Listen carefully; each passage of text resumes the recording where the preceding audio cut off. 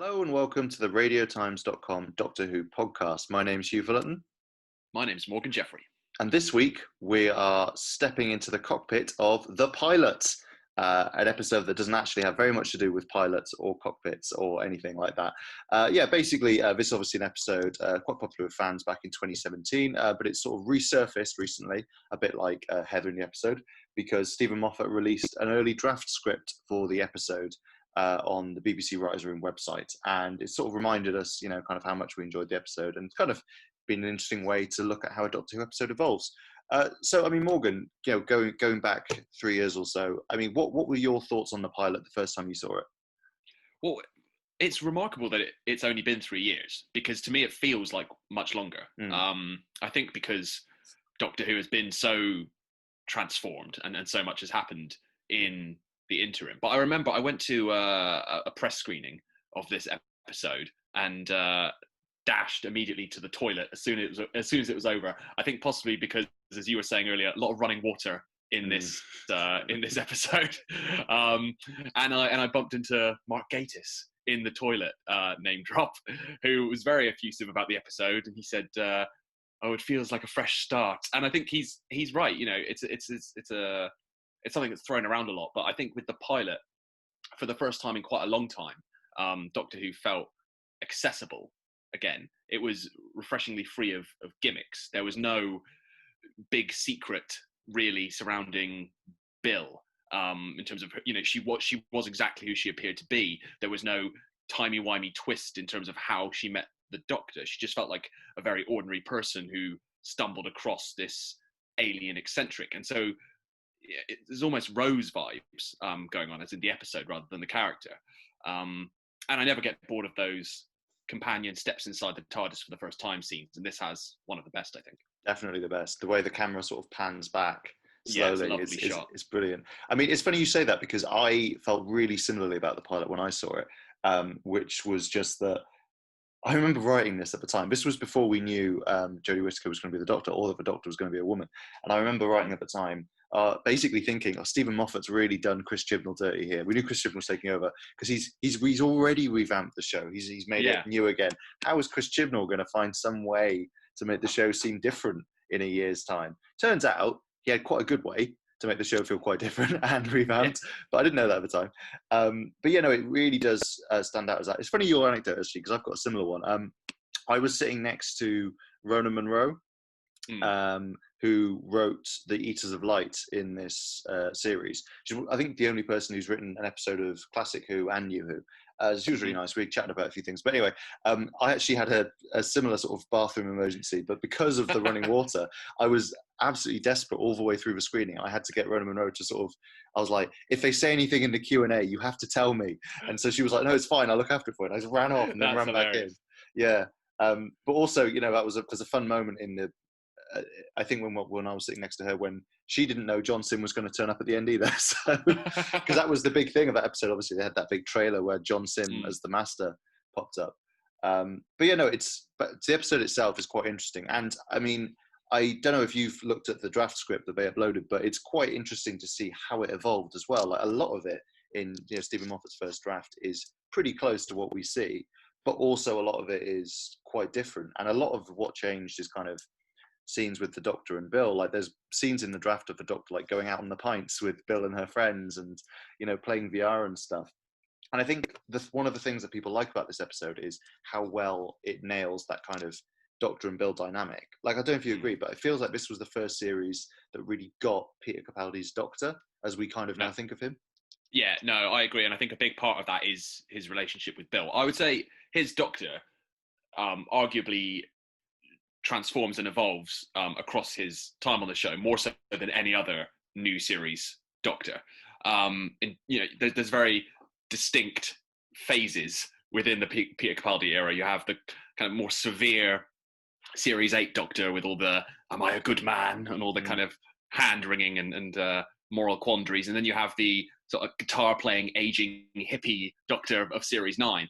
And then by the time you get to Series 10, he just sort of feels like classic Doctor, like he's finally hitting all the right notes. There's a moment in the pilot where Nardole says to him, "Oh, you can be very silly sometimes," and he looks proud. And that's like, I love, that's a lovely Doctor moment that he's proud of being silly. And I think, again, maybe slightly controversial to say this, but I think rarely have companions in Doctor Who are designed to work with one Doctor worked as well or better with another Doctor if they've carried over. I think Rose and the Ninth Doctor is a way more sort of interesting and nuanced dynamic than Rose and 10. And similarly, I think Bill brings out the best in the 12th Doctor because she's a character designed specifically to work alongside him. As opposed to Clara, you mean? Hey, naming no names. Well. But no, but I think Clara was designed to work well alongside the 11th Doctor. And I would argue doesn't work quite as well alongside the 12th.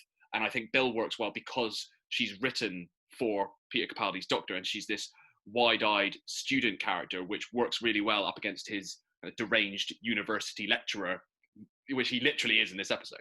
Yeah, I feel like it kind of you mentioned him feeling a bit more like a classic Doctor. I feel like the dynamic between the Doctor and Bill feels a little bit more classic. It's a little bit more teacher and student, which we'd not really had before, had we? We'd not really had that in the modern series anyway. Like, it was always kind of a little bit romantic or kind of like mates. And I know the Doctor and Bill are mates, but also, you know, they do start off in that tutee scenario, and I think that kind of does inform the rest of the series. But it works. You know, it doesn't feel like he's patronising her or he's condescending to her. It kind of makes sense for the Doctor that he now is.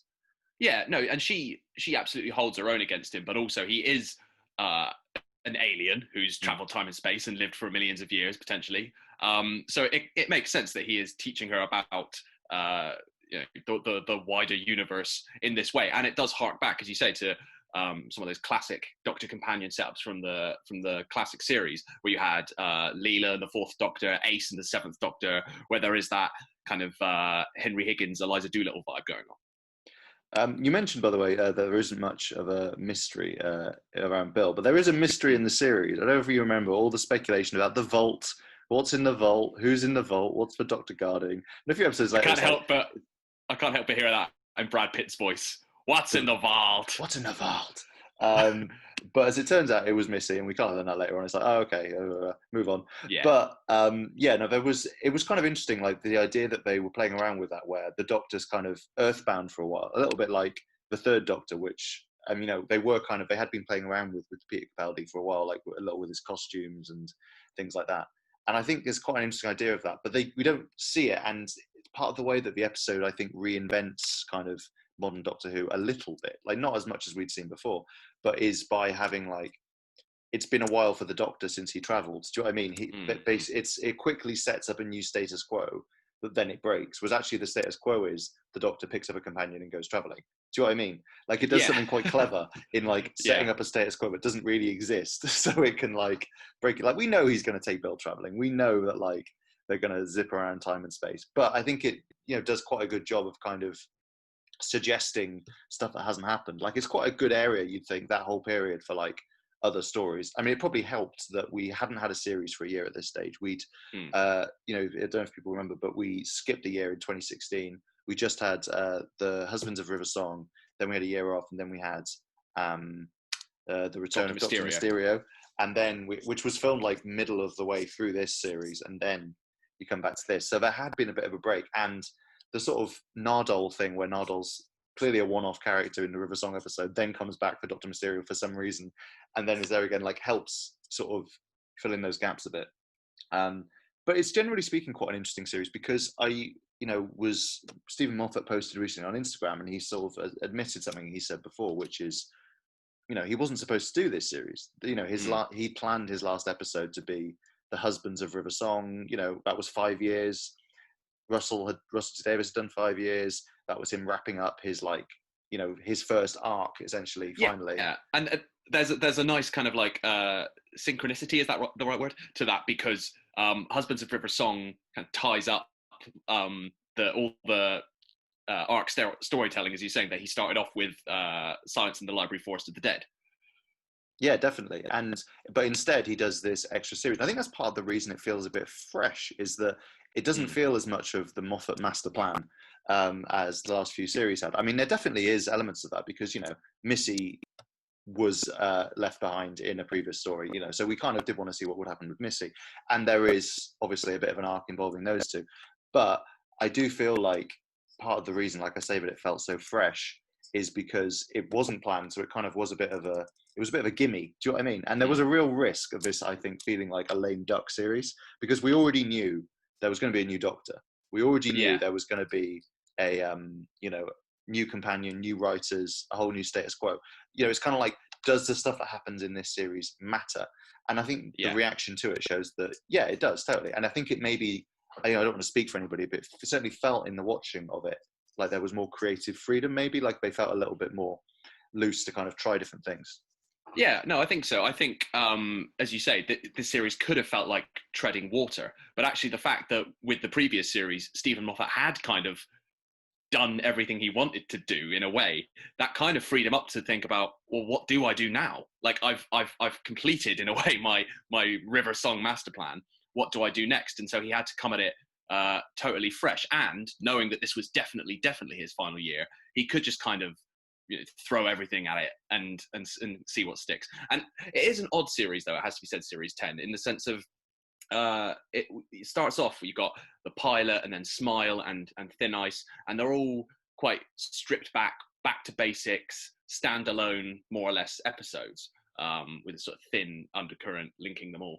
And then somewhere in the middle we end up with you end up with a finale that has two different incarnations of the Master teaming up with the Mondasian Cybermen. It goes from being very kind of continuity light and quite standalone to suddenly being very continuity heavy. So it's a bit of a lopsided series. It's definitely a series of two halves. But I think both series have both halves of the series have their sort of good points. Definitely. We should talk a little bit about Bill specifically, I think, because I was looking back through what I wrote in 2017 about it, and the thing I said was she felt like a big breath of fresh air, and it's kind of interesting because I remember when they announced Bill in quite an unusual way, where they released a scene of her in character and stuff like that, and I definitely was among those who thought, God, that's quite annoying. That's quite an annoying scene. But I think the Bill that we meet in the pilot is not annoying at all. Like, she's actually really fun and interesting and really compelling, and I feel like we always knew Bill was only going to get one series, and it always felt a bit unfair, actually. Like, I felt like she could have been a companion who stuck around. I mean, what do you think? No, I agree. That Doctor companion dynamic, 12th Doctor and Bill, is one of my favourites in New Who, and I think it is a shame that it didn't get to carry on for another series. And it says a lot that, having written her out once pretty well, Steven Moffat was just like, oh, do you know what? I'm going to bring her back for Twice Upon a Time. For Twice Upon a Time, because it's just that relationship works so well. I think he may have said something along the lines of he sort of didn't quite know how to write the episode until he thought about bringing Bill back, and then writes her out again well for a second time. Yeah. No, I think Pearl Mackie's brilliant in it, and I think, again, I'm not a Clara hater at all, but I just think Bill feels real in a way that Clara never did. I know what you mean. Clara felt a bit too written sometimes. Yeah, exactly. Clara sort of spoke like a character in a script, and Bill speaks like a real person. And even little things like she stays in and watches Netflix. She goes to student clubs. She drinks booze. She flirts with people. The first thing she thinks about when she steps inside the TARDIS is she needs to, like us after the screening, she needs to go to the toilet. God, maybe that was it. Maybe it was subconscious. We've been listening to the script, listening to the episode. It's all the toilet talk. Yeah.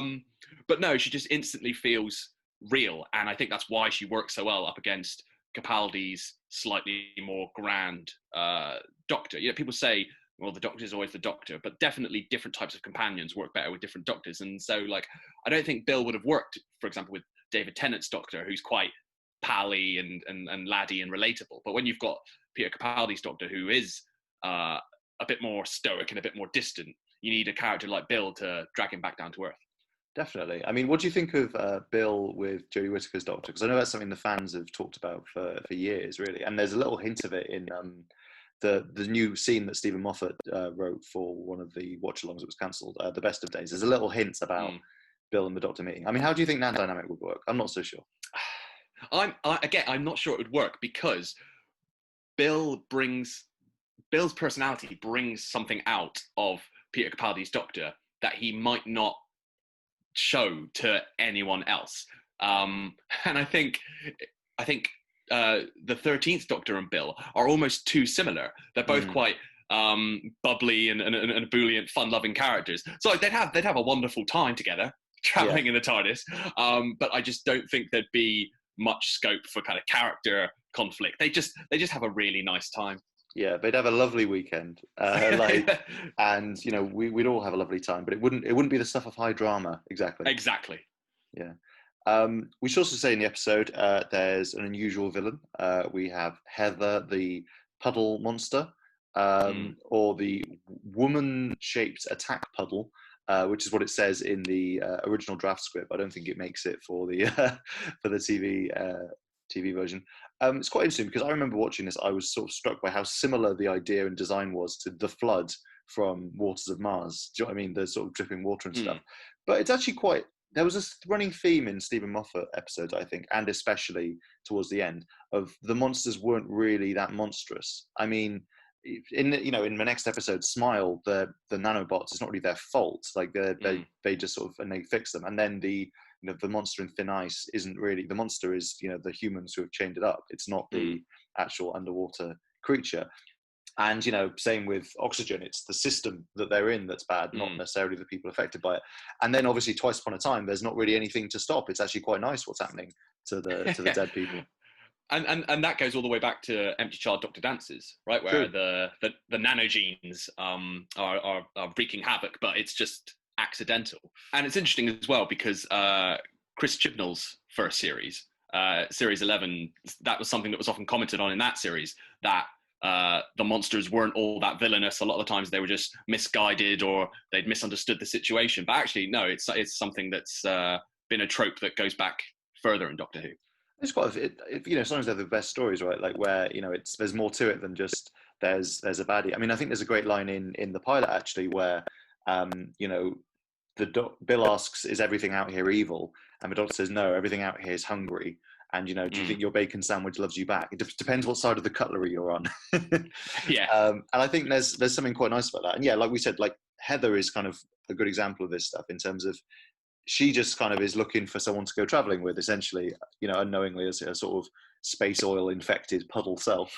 And obviously at the end of the series, she gets her wish and saves Bill. But I do think it's an interesting thing that continues through this series. And even Missy in this series isn't as villainous. That's the whole arc of her, is that she's trying to become a better person.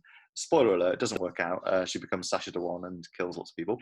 But or does she? Or does she? Not. Ooh.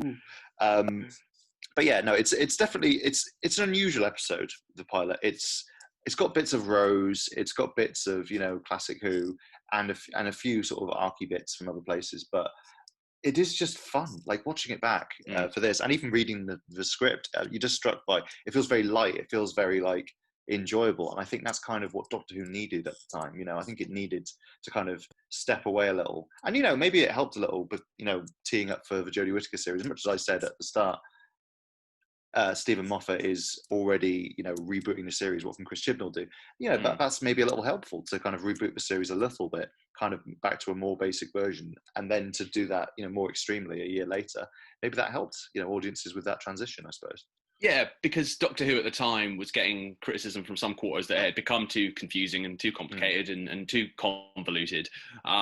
So at least for the first few episodes of this series to, as I say, strip things back to basics, more standalone storytelling, that was something that then became very much the norm a little while later when Series 11 launched. So it got people back into that mindset, back into...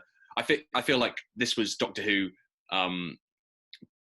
feeling accessible again to a new audience. So it got people thinking in that mindset that they could just tune in for one episode of Doctor Who and enjoy it on its own merits, which, as you say, may have primed them then for the first Jodie Whittaker series.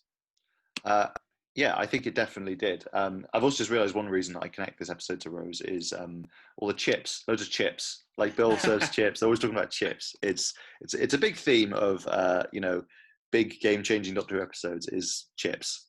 It's all chips and toilets this episode. Chips and toilets. That was the third title option. Chips and toilets. I mean, that's a question actually. I mean, the original title of this was A Star in Her Eye, and then they changed it to the pilot pretty last minute, I think. I think pretty awkwardly shoehorned in some dialogue about pilots selected from from the thing. I mean, what do you think of that title, the pilot? Like, it's pretty ballsy, right? It's kind of really, it's making a statement. It's also making a statement that not everyone will understand.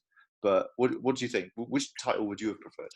I like the pilot. I guess there's a certain poetry to a star in her eye, but really, that's not. It's not really about anything. It's it like that doesn't really apply to the episode any more so, at least not the final episode, than the True. pilot. It's just kind of a physical quirk that Heather happens to have. It's not like a huge plot device in the episode. And I think the pilot's neat. I think if you get the reference to this being a soft reboot of Doctor Who, then it works on two levels. If you don't, it works anyway. I think it's, and also it's fun because totally screws over Google. If you're trying to, if you're trying to search for the original William Hartnell unaired pilot episode, no, not anymore. Maybe that was Steven Moffat's grand plan all along. Forget, the Impossible Girl and, the Girl Who Waited, all that stuff. He was really just trying to fool Google to get people looking for an unearthly child to watch Series 10 instead. And you know what? It's a noble goal. Who can blame him? Who can blame him for a little SEO manipulation? Actually, the pilot does feature another reference to the unaired Doctor Who pilot from 1963, because in the pilot, the Series 10 episode, the Doctor has a picture of Susan, his granddaughter, on his desk. And in the picture, this is deep nerd trivia, in the picture, Susan is wearing a hat. Now, she only wore that hat in the original unaired Doctor Who pilot, which was scrapped. No hat in the pilot or the first episode as it eventually aired. So what does that mean? Is the unaired pilot canon? I mean, I feel like if anyone stuck with us long enough in this episode to get to this long, they deserve that level of trivia. I mean, that's a really good. I never knew that. That's a really, really good bit of trivia. I mean, I thought you were going to talk about the fact that Susan was in a picture on the desk, and I was like, everyone knows that. Come on, Morgan. Like the sonic screwdrivers in the cup. I'm going for deep hat trivia. No, I do like as well that the Doctor has all his old sonic screwdrivers on his desk, because it kind of reminds me of, like if you have an old mobile phone that dies, yeah, and you never actually throw it away, you just put it in a drawer. Yeah, I feel like that's the Time Lord equivalent. I think it definitely is. Although I do wonder all the times when the sonic screwdriver gets destroyed, or he needs a new one. It's like there's loads. You could have used any of them, but you just maybe it's like you say, like a smartphone. Like the old ones don't run very well anymore. Yeah, time for an upgrade. Definitely. And Doctor Who was due for a kind of upgrade pretty soon after that. And with that carefully worded segue, I feel like I'm going to segue back over to my closing remarks, because it's the end of the episode. Oh, so smooth, so great. Anyway, listen, thank you so much if you're still listening for doing that. If you made it this far, I mean, imagine the trivia you would have missed out on if you had, stopped listening when we started talking about, the original title. I've been Huw Fullerton. I've been Morgan Jeffrey. And for more Doctor Who content and podcasts, you can check out radiotimes.com. For now, goodbye.